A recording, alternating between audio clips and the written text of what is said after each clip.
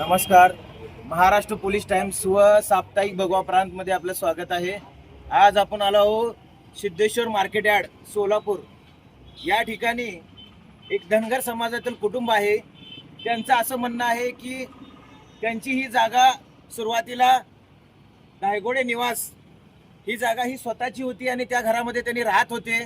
परंतु त्यांच्या आजोबांनी किंवा त्यांच्या पूर्वजांनी कोणीतरी कुणाला तर जागा लिहून दिली आणि कोर्टामध्ये तो मॅटर गेला.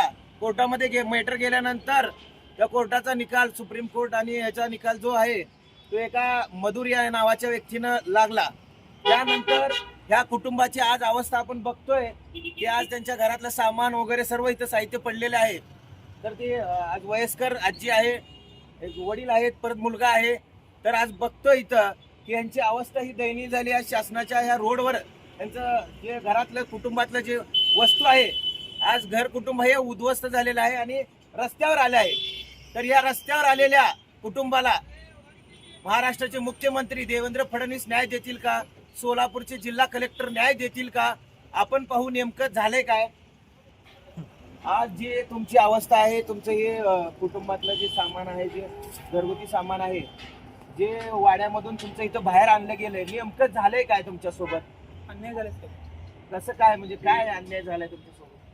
आजोबाकडे काय थोडे पैसे घेतले होते, कोर्टाद्वारे मार्फत आरपार करून आमच्यावर अन्याय झालाय. तुमच्या आजोबांनी कुणाकडून पैसे घेतले होते? माणिक येदूरकडे घेतले होते. माणिक येदूर कडून घेतले होते. माणिक येदूर, रमेश येदूर. रमेश येदूर. मग ही व्यक्ती कोण आहेत? रमेश येदूर हे जोडबसताना चौकात राहते. 266 बागील ख जोडबसताना चौक मारुती डोळ्यासमोर राहत होते.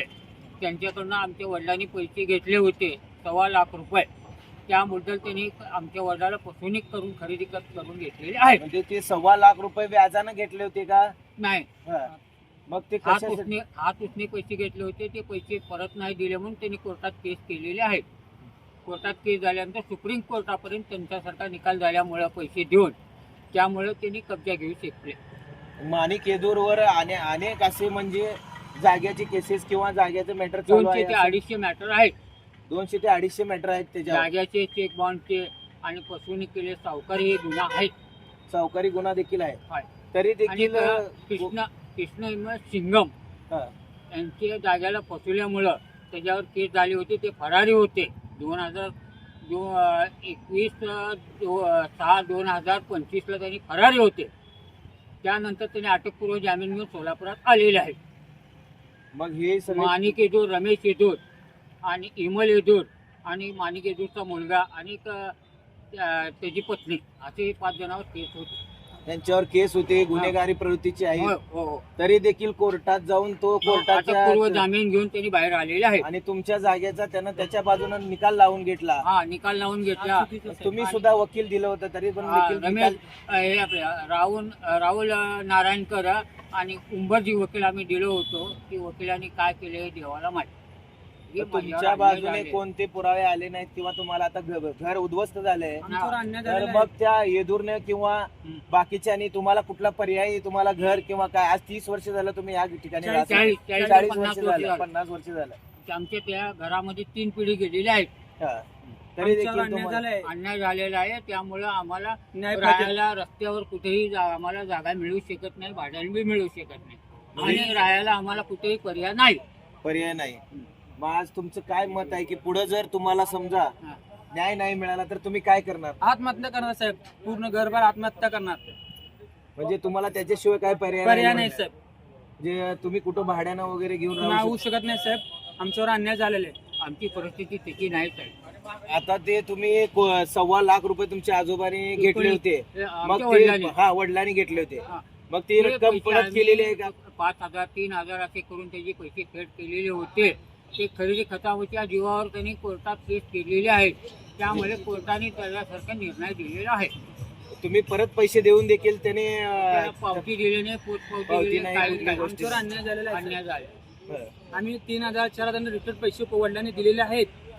वडिलांनी दिले आहेत. आमच्यावर अन्याय झाला. आजोबा दिले, आमचे वडील बी दिले आहेत. बरं, एवढं सगळं देऊन सुद्धा त्यांनी तरी जागा तुमच्या कोर्टात घालून तुमच्या बाजूने ती जागा त्यांनी घेतली 1,00,000-1.25 लाखात. आज मग ह्याचं पुढचं पाऊल तुमचं काय राहणार आहे? आमच्यावर अन्याय झालाय साहेब. आम्ही आत्महत्या करणार आहोत.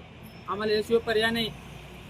मग तुम्ही आंदोलन उपोषण वगैरे कुठलं काय करण्याचा पर्याय किंवा शासनाला तुम्ही बोलले का काय? काय नाही बोललो. काय बोलू? मग पुढचं पाऊल तुमचं उपोषण वगैरे किंवा उपोषण करायला तयार आहे आम्ही साहेब. आम्हाला न्याय मिळतो आम्ही आत्महत्या करण्याला तयार आहेत. मग याच्यानंतर तुमचे धनगर समाज बांधव वगैरे कोण तुमच्या मदतीला आलेत का आतापर्यंत? नाही साहेब. मग तुम्ही आव्हान करचाल का की हा, आव्हान करणार, समाजाला आव्हान करणार आम्ही. आमच्यावर अन्याय झालेला आहे.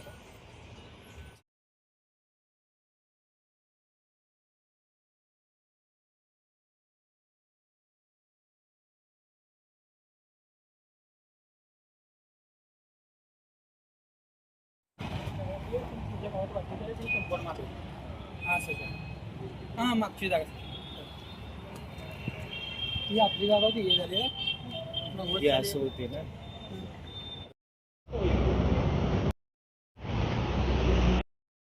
महाराष्ट्र पोलीस टाइम्स चॅनलला लाईक आणि सबस्क्राईब करा. धन्यवाद.